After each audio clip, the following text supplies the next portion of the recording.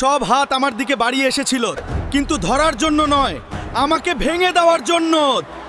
মানুষ আমার পাশে ছিল না, তারা শুধু আমার সফলতার পিছনে ছুটেছিল।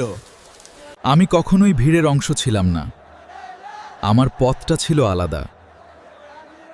আর আমার কষ্ট, দুনিয়া হাসতে হাসতে এগিয়ে গেছে, আর আমি নিজের ভেতরের ভাঙা মানুষটাকে সামলাতে থেকেছি।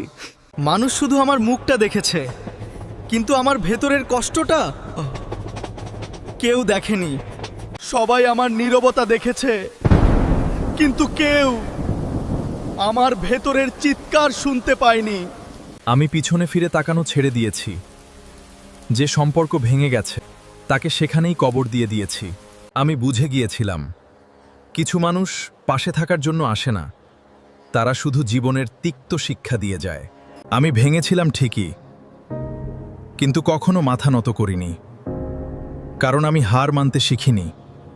দুনিয়া নিজের শক্তি নিয়ে অনেক অহংকার করেছিল, কিন্তু তারা ভুলে গিয়েছিল এই মাথা যদি কখনো নত হয়েও থাকে, তবে সেটা শুধু আমার রবের সামনে।